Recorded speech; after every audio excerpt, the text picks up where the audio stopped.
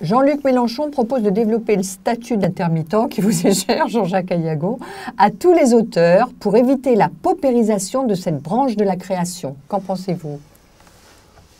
D'abord, je suis également attaché au régime de l'intermittence du spectacle.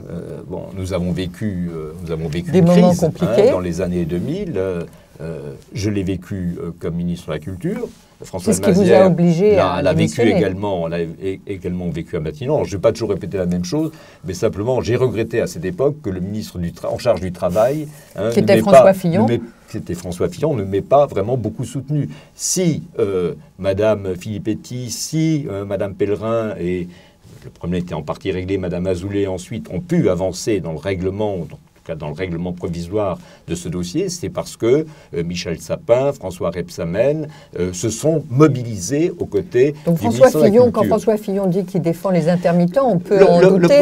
Le problème... Non, pas du tout. Il n'a pas soutenu Jean-Jacques Aillagon. Non, il s'est dédouané de sa responsabilité. Il m'a dit, en gros, mon vieux, tu te débrouilles. Moi, en ce moment, je négocie avec la CFDT une réforme des retraites. C'est la seule chose qui m'intéresse.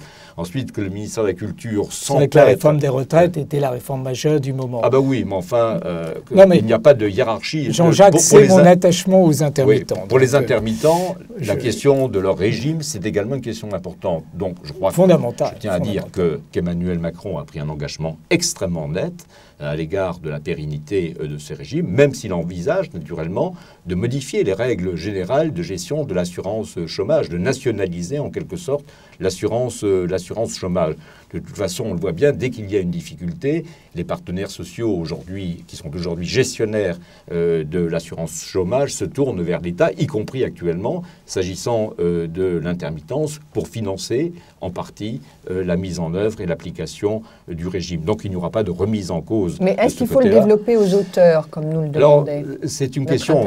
La très grande fragilité qui frappe un certain nombre de professions artistiques et littéraires, c'est un vrai problème dans un pays qui a fait justement de l'exception culturelle et de la politique culturelle un véritable enjeu. Mais comment aujourd'hui imaginer que les auteurs, que les écrivains, que tous ceux qui ne sont pas liés aux pratiques du spectacle vivant, dans le spectacle vivant, les périodes d'activité sont clairement l'intermittence a été conçue tout de même sont pour identifiables.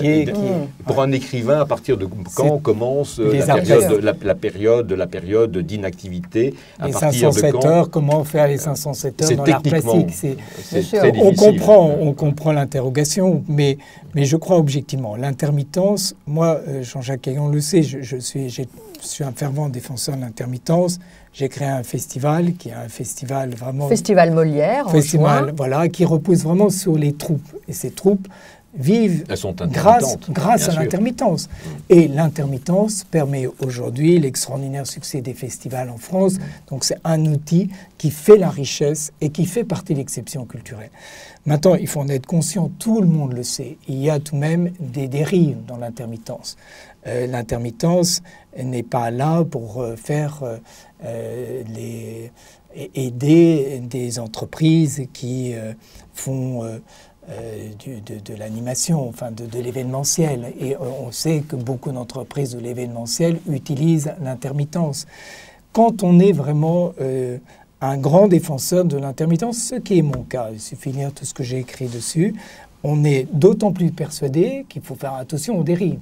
Parce qu'il faut protéger ce système très intelligent qui a été conçu pour des artistes et également pour les techniciens du monde du spectacle. Et que si on veut le préserver, il faut être en capacité que son champ corresponde à ses métiers.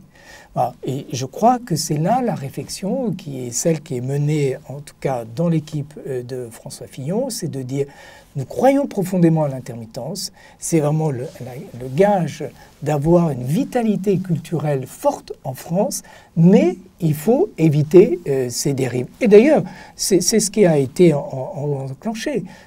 C'est vrai que le fait qu'on soit passé une négociation au niveau de la branche, qui a été, je dirais, un progrès de l'accord de 2016, est important parce que les professionnels connaissent mieux finalement et sont en capacité, les mécanismes sont en capacité de déceler les failles. Alors par contre, c'est vrai qu'il faut certainement tout de même être vigilant.